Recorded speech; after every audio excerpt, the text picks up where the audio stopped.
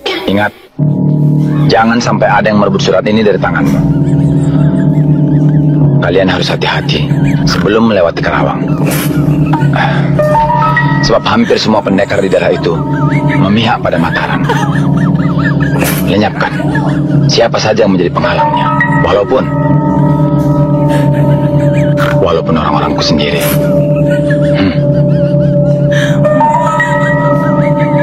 Wajib, aku sengaja menyuruhmu untuk mengetahui apakah kau betul-betul mau mengabdi kepadaku dengan setia. Jagar adalah muridku yang akan mengawalmu. Kalian harus berangkat sekarang juga. Semua jiwa ragaku akan kubaktikan pada Ki Waris Putih.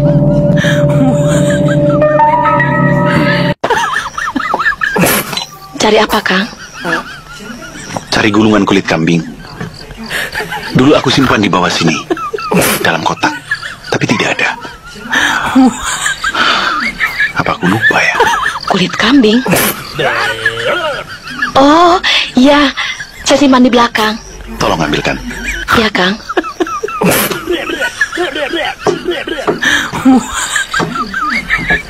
Kang Marco?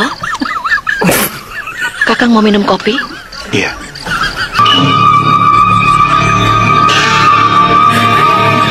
Gambar apa itu, Kang? Kok cemas sekali? Gambar ini menyimpan masa lalu Kakang. Kelihatannya Kakang menyembunyikan sesuatu. Kang, barangkali kalau saya tahu itu lebih baik. Kok jadi kayak gini ya, guys?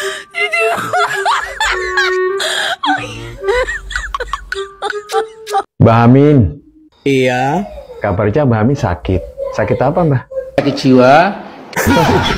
Sakit jiwa. Sakit Kata jiwa, siapa, guys. Mbah? Dokter Diva. Dokter Diva. Oh, mungkin juga ya. Terus kenapa Mbah Amin itu tidak bisa diadilin? Karena wong edan. Nah, wong edan tidak bisa diadili. Nah, Karena wong edan. Oh, Juga ya, guys. bisa jadi. Terus Mbah Amin kan dapat julukan Sengkuni, Mbah, dari para netizen.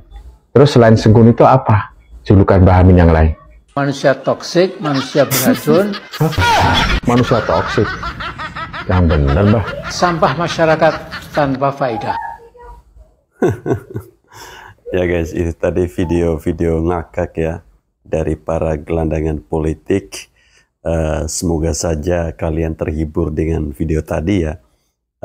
Pada video awal tadi kita melihat bagaimana di situ diceritakan harus ada pengawalan ketat terkait dengan dokumen yang akan dikirim.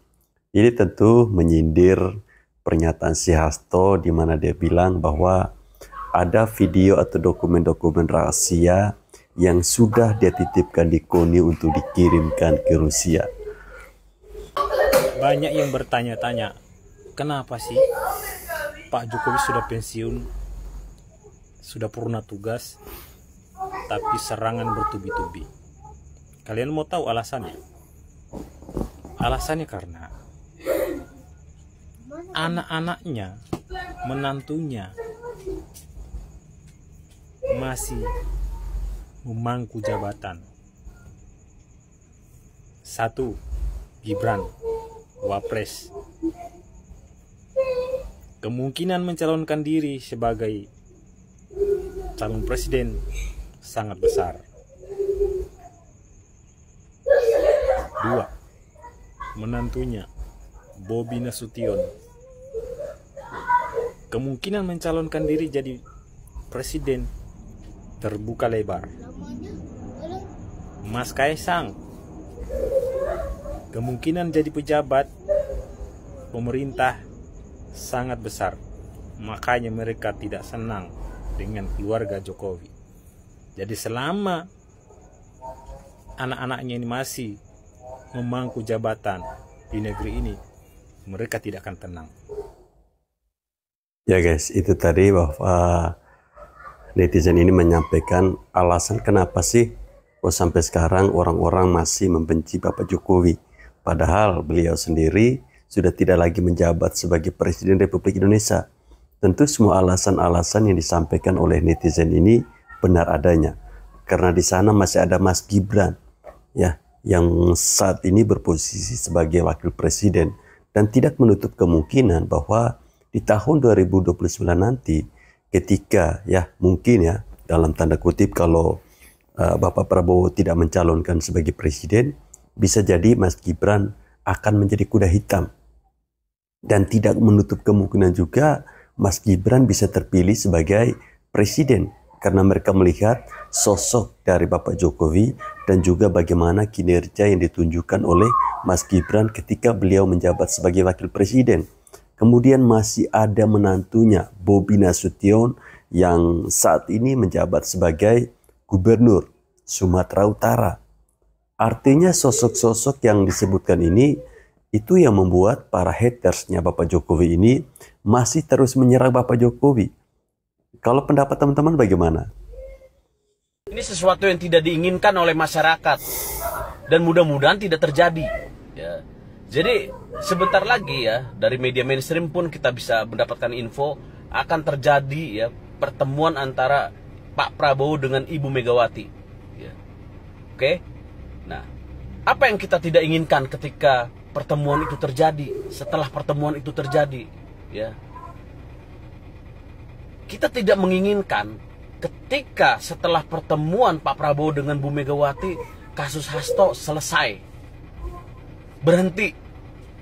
Ini bisa bahaya gitu ya bagi pemerintahan sekarang gitu. Jadi mudah-mudahan Pak Prabowo mendengar ini, Gerindra mendengar ini.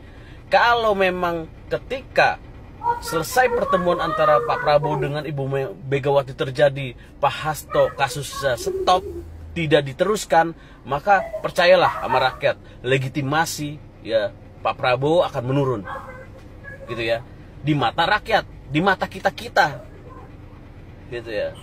Ingat, Pak Hasto itu sudah menghancurkan PDIP dari dalam. Dengan ucapan dia, tindakan dia, manuver politik dia, itu tidak disadari oleh kelompok PDI yang benar gitu ya.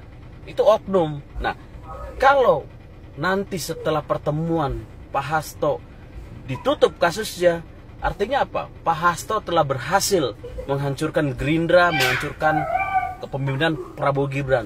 Tolong Pak, kita tidak mengharapkan itu. Ya, dan saya tidak yakin bahwa pertemuan ini bisa terjadi ya. Bahwa ada isu di luar sana yang mengatakan bahwa ada akan pertemuan antara Megawati dan Prabowo Subianto. Saya kira ini hanyalah sebuah isu, jadi jangan mudah percaya ya. Dan kalaupun isu ini benar adanya dan suatu saat nanti akan terjadi pertemuan antara Megawati dan Prabowo, saya meyakini bahwa ini tentu akan merusak hubungan Bapak Prabowo dan juga Bapak Jokowi. Ya kita tahulah ya Megawati bersama PDI Perjuangan itu seperti apa. Setiap hari bersama dengan elit-elitnya terus-menerus menyerang Bapak Jokowi. Ya, ini tentu karena efek kalah di Pilpres kemarin. Sementara Bapak Prabowo yang pada Pilpres kemarin berdampingan dengan Mas Gibran berhasil memenangkan pertarungan itu tentu ya berkat tangan dinginnya dari Bapak Jokowi juga. Jadi tidak bisa dipungkiri. Nah, kita doakan saja ya semoga hal ini tidak terjadi, dan saya meyakini ya secara pribadi saya meyakini bahwa ini tidak mungkin. Ini hanyalah sebuah isu di mana mungkin mereka ingin agar kita para netizen tidak lagi membahas isu atau topik mengenai si Hasto yang saat ini berstatus sebagai tersangka. Ya, ada yang menduga bahwa kalau pertemuan ini terjadi maka kemungkinan besar status tersangkanya Hasto ini akan dicabut. Dan sekali lagi saya katakan tidak akan mungkin terjadi pertemuan Prabowo bersama Megawati. Catat ya. Ini PDI Perjuangan akan bekerja sama dengan pemerintahan Prabowo Subianto, namun tidak mengirimkan kader garis miring anggota PDI Perjuangan sebagai anggota kabinet pemerintahan Prabowo Subianto. Ini parah.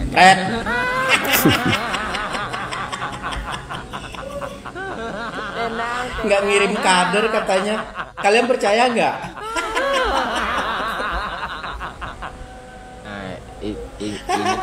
Karena kalau udah gabung ngirimin. Sekarang aja ngomong nggak ngirimin. Sengaja jual mahal. Jangan mau Pak Prabowo, jangan mau. Pokoknya jangan mau. Kami sebagai pendukung Pak Prabowo, kami nggak rela PDIP ini masuk ke pemerintahan. Nggak rela sama sekali, Pak. Pemerintah itu butuh oposisi, Pak. Biar balance gitu jalannya roda pemerintahan ini.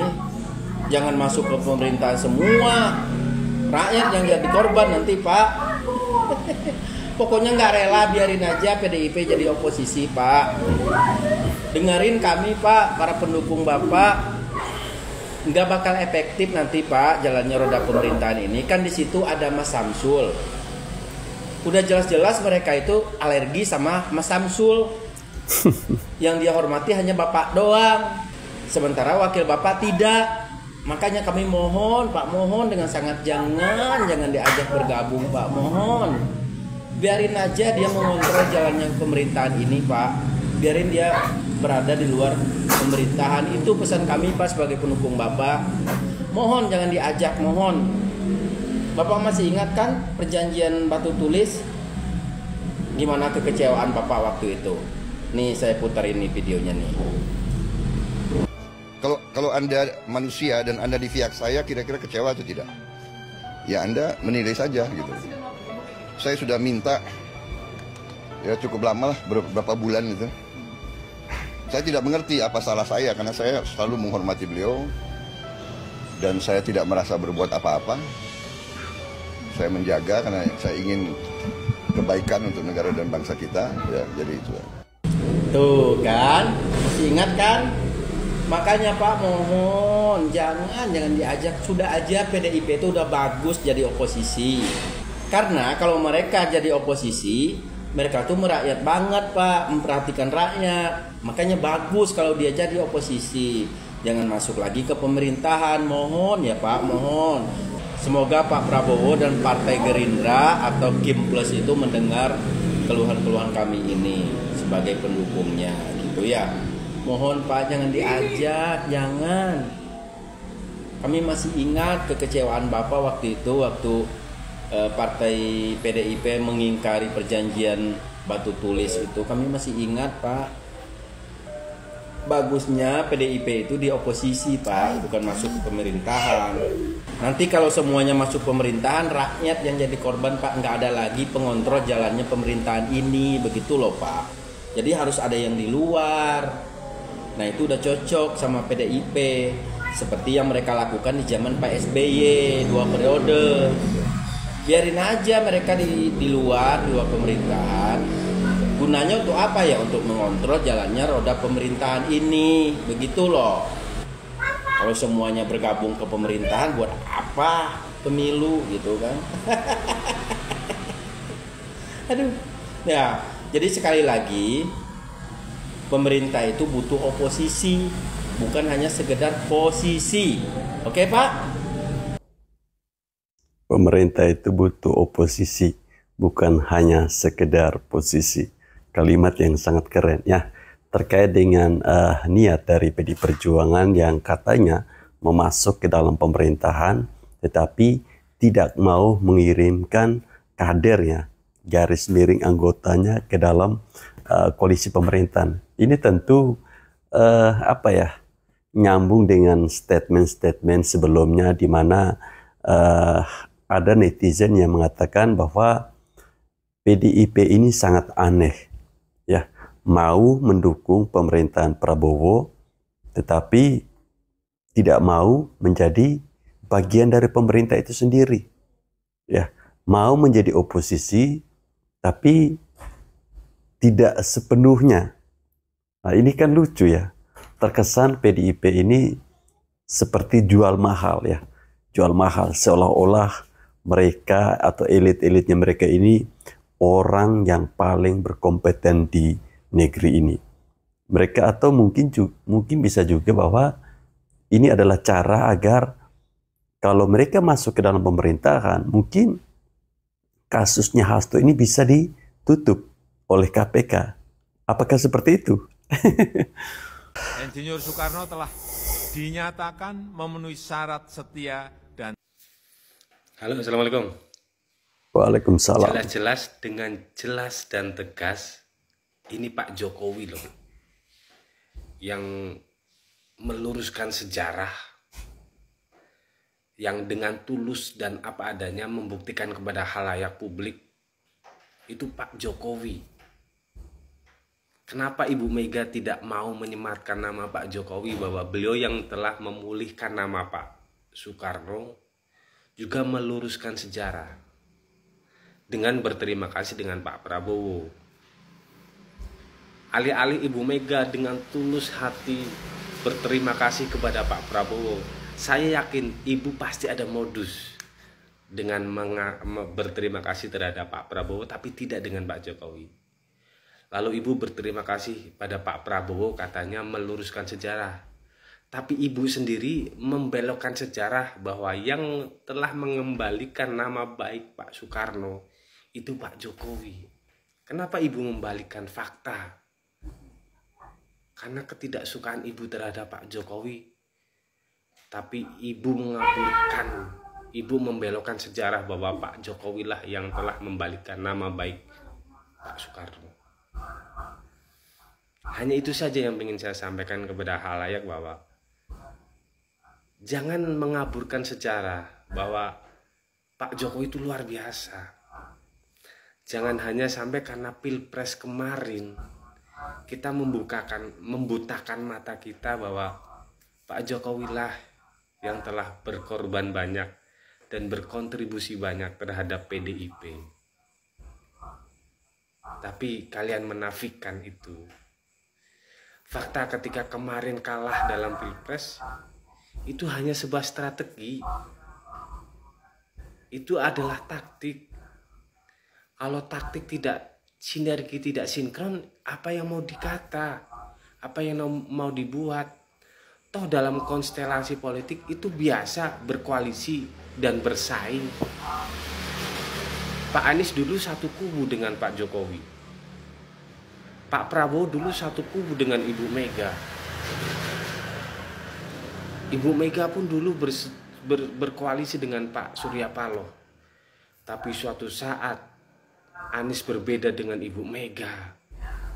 Ketika itu SBY berseberangan dengan Ibu Mega. Dan berapa kali SBY Pak Prabowo bermusuhan dengan Ibu Mega. Lalu Surya Paloh tidak mau disalami oleh Ibu Mega. Hari ini Pak Jokowi disematkan sebagai pengkhianat oleh kalian. Dan sekarang dibolokkan fakta bahwa Pak Jokowi lah yang telah membalikan nama. Tapi kalian nafikan itu. Itu loh yang saya pikir. Jangan membelokkan fakta yang sudah lurus lalu dibelokkan. Hanya karena hasrat politik, hanya karena ketidaksukaan terhadap figur. Boleh tidak suka, tapi jangan belokkan fakta dan sejarah bahwa Pak Jokowi sudah berkontribusi terhadap PDIP maupun nama baik Pak Soekarno. Terima kasih. Assalamualaikum warahmatullahi wabarakatuh. Kadang fakta menyakitkan, tapi sampaikan walaupun itu menyedihkan. Terima kasih, Dikiting. Ya, ini tentu terkait dengan di mana pada HUT PDIP baru-baru ini Megawati secara gamblang menyampaikan bahwa dia berterima kasih kepada Bapak Prabowo Subianto yang sudah membersihkan nama baik dari Soekarno ya. Ternyata fakta yang sebenarnya itu dilakukan pada eranya Bapak Jokowi. Tetapi susah bagi Megawati untuk mengucap atau memberikan terima kasih kepada seorang Jokowi. Artinya di sini Megawati mau mengajarkan kepada elit-elit partainya cara kita membalikan sejarah, bagaimana kita bisa mengelabui masyarakat. Itu seperti ini. Jadi jangan salahkan elitnya. Kalau sikap elit seperti itu ya jangan salahkan ya. Karena memang ketua umumnya seperti itu. Ya, ini mungkin bisa menjadi sebuah catatan bagi masyarakat Indonesia untuk menilai seperti apa Megawati dan seperti apa PDI Perjuangan. Ya, video awal tadi sudah sangat jelas ya Pak Jokowi menyampaikan hal itu. Tapi ucapan terima kasihnya kepada Pak Prabowo. Ya, mungkin niat dari Megawati ini agar Bapak Prabowo selaku Presiden Republik Indonesia menarik PDI Perjuangan untuk masuk ke dalam koalisi. Mungkin seperti itu ya. Perdebatan Hasto kenapa nggak ditangkap ya, itu makin bergulir ya. Jadi banyak berbagai aspek dikaji oleh pengamat politik maupun para analitik ya. Jadi ada yang bilang bahwa bukti-bukti KPK kurang kuat, kemudian ada yang juga bilang ini merupakan kekuatan bergaining dari Pak Hasto sendiri, memiliki video yang akan dibongkar ya kan. Ini beragam asumsi nih. Ada yang bilang juga bahwa ini kekuatan Ibu Mega ya, yang memberikan bargaining power ya. Atau juga ada yang bilang KPK lemah karena Hasto didukung oleh 1.000 pengacara dan simpatisannya datang gitu ya. Nah, ini banyak asumsi. Cuma kalau dari saya ya clear lah. Saya nih ya disclaimer ya, ini dari Rusen 98 mengatakan bahwa apa yang sekarang terjadi ini adalah sebuah upaya pertarungan politik. Pertarungan politik apa? Pertarungan politik internal PDIP. Ya bagi kelompok sebelah ya, kelompok sebelah ini saya anggap kelompok A dan B ya. Pertarungan ini kan memang ada upaya-upaya mengganti struktur organisasi yang lama gitu ya. Nah, Hasto ini kan dinilai cukup kuat gitu ya sebagai orang atau aduannya Bu Megawati gitu. Nah, ini ada upaya-upaya untuk menyingkirkan dong ya. Nah, ini menuju Kongres ya. Nah, ini hal-hal ini bagi mereka, bagi kubu yang sebelah ini nggak peduli mau Hasto ditangkap atau tidak. Yang penting Hasto sekarang sibuk gitu, sibuk dengan masalahnya sehingga tidak fokus dalam urusan internalnya. Nah, ini yang diinginkan kan oleh kubu sebelah itu untuk apa? Untuk mengganggu terus sehingga nanti Pak Hasto tidak lagi memegang sebagai sekjen gitu ya. Ini dari saya loh, tapi saya menilai sih seperti itu secara konspiratif ya. Jadi ini pertarungan internal PDIP sendiri. Jokowi sampai saat ini belum ada yang namanya bukti konkret bahwa Pak Jokowi lah yang bermain. Orang Pak Jokowi juga sekarang tidak punya kuasa, tidak punya akses ketika dia sudah menjadi masyarakat biasa. Ya, itu dia ya. Kenapa Hasto tidak ditahan oleh KPK saat pemeriksaan di tanggal 6 Januari kemarin? Ya, mungkin saja KPK masih membutuhkan informasi-informasi tambahan untuk bisa menahan si Hasto. Jadi orang-orang yang mendukung si Hasto jangan dulu bangga ya. Jangan sampai kalian bilang bahwa wah, si Hasto menang nih, KPK tak bisa berkutik karena KPK ini kan buatan Megawati. Nggak seperti itu ya. Ini hanya menunggu waktu yang tepat saja ya. Hanya menunggu waktu yang tepat saja. Dan jangan sampai juga kalian mengeluarkan bahasa bahwa ini semua karena salah Pak Jokowi. Jangan ya. Pak Jokowi sudah tidak punya kekuatan lagi ya. Jadi biasa aja. Jangan takut dengan bayangan Bapak Jokowi. Jangan melihat Bapak Jokowi itu seperti hantu ya. Selamat malam rekan-rekan, ketemu lagi kita di obrolan yang sebenarnya nggak ada maju-majunya juga nih.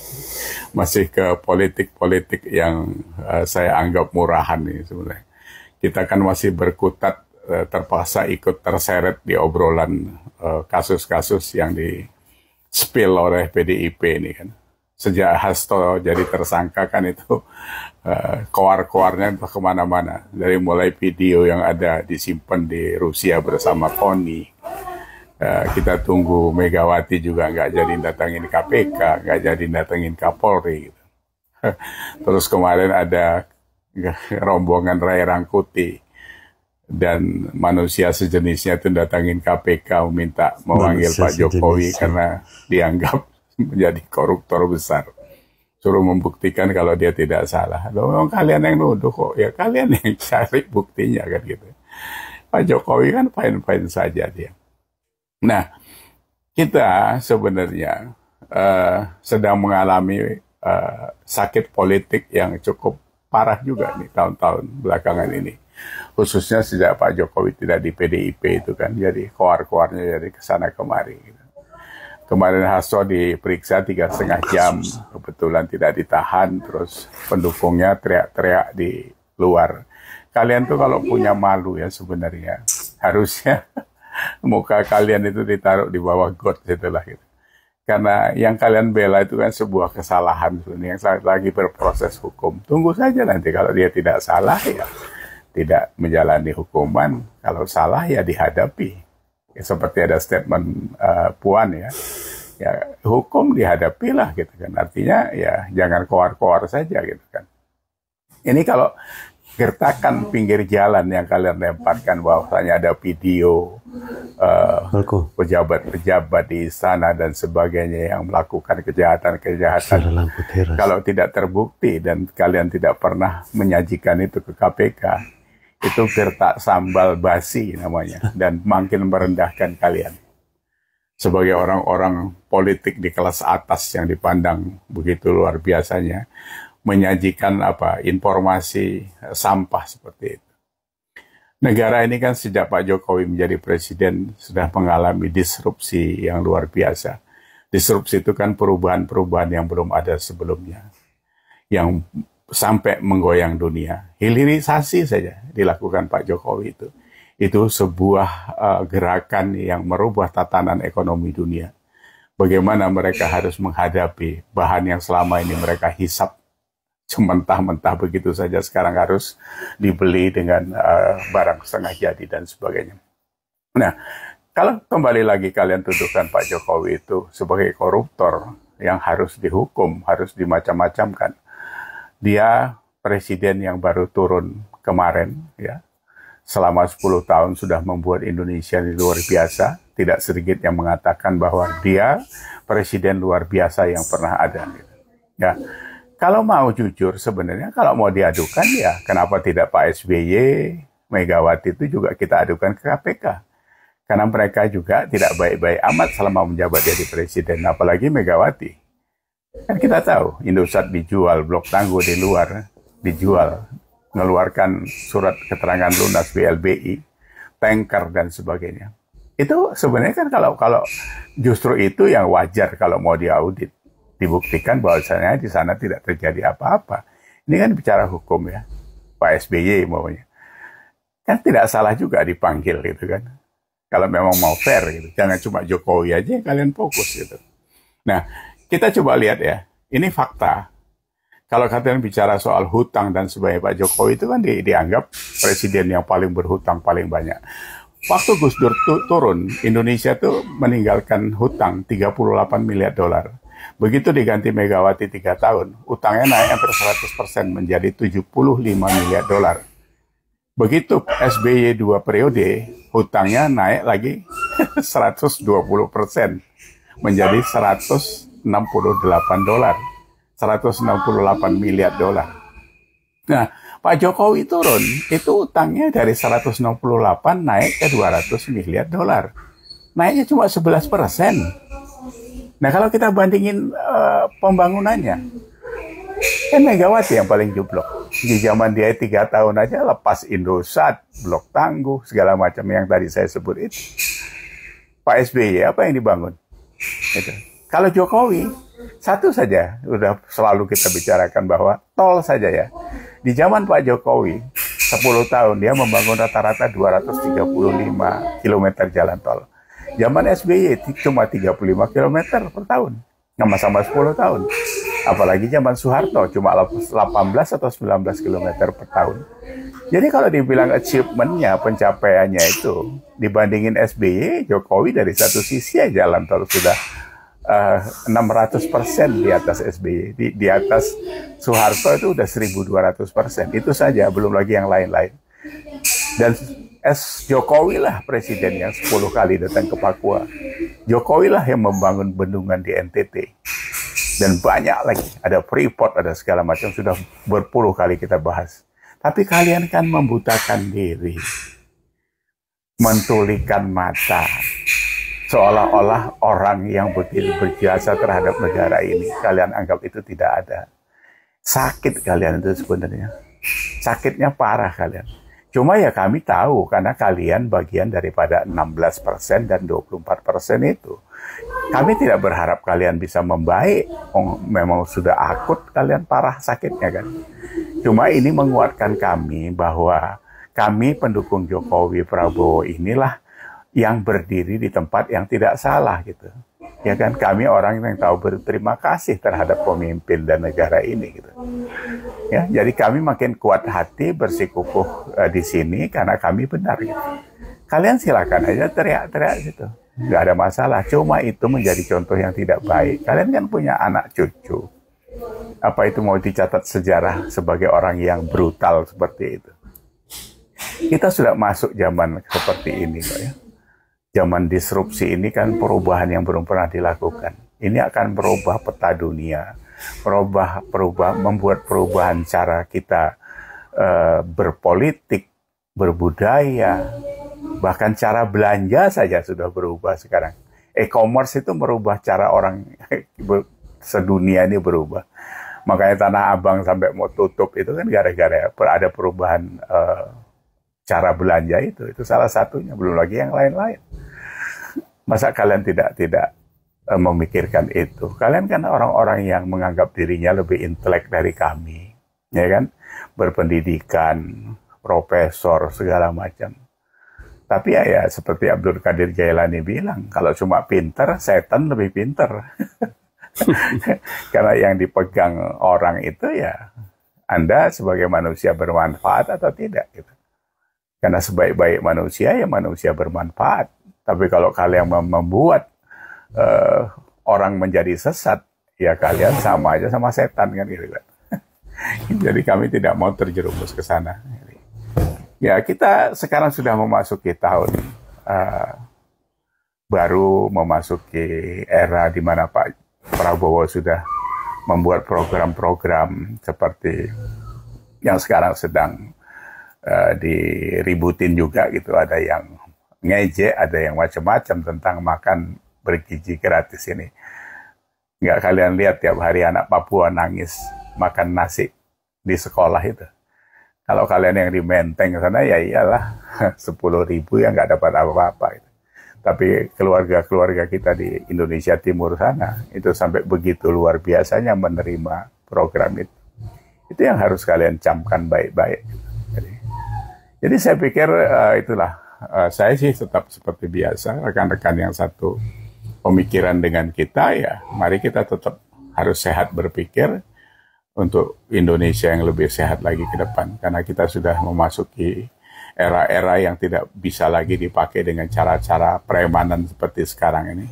Biarkan saja mereka berkuar-kuar tentang politik seolah-olah mereka yang paling benar. Apa?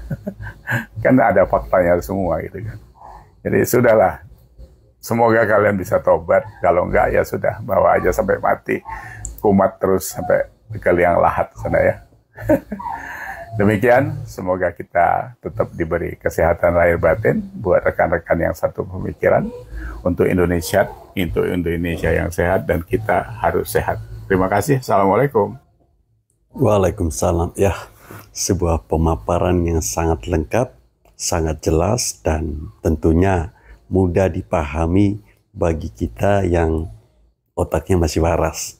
Tapi bagi kaum 16%, bagi kaum 23% tentu akan sangat sulit bagi mereka mencerna apa yang dijelaskan oleh Bapak kita ini. Ya, tidak ada alasan untuk orang, bagaimana ya, ketika kita melihat orang-orang yang masih menuduh Bapak Jokowi koruptor, korupsi. Apa yang dikorupsi oleh Bapak Jokowi? Terkait dengan utang piutang kan sudah dijelaskan tadi. Ya, kenaikan utang selama Bapak Jokowi memimpin itu cuma 11%. Dan hasilnya sangat luar biasa. Ya, hasilnya mungkin bisa 200 sampai 300%. Ini berbanding terbalik dengan pemimpin-pemimpin sebelumnya. Kenaikan utang piutang ratusan persen, tetapi hasilnya apa? Mungkin di bawah 11%.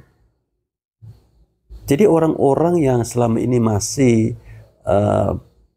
yang selalu mengkritisi Bapak Jokowi, bagi saya mereka ini mungkin belum siap dengan perubahan yang ada. Berulang kali saya sampaikan bahwa orang-orang ini mungkin selama ini mereka sering makan nasi ayam, tiba-tiba makan nasi doang. Ya, kira-kira seperti itu ya teman-teman.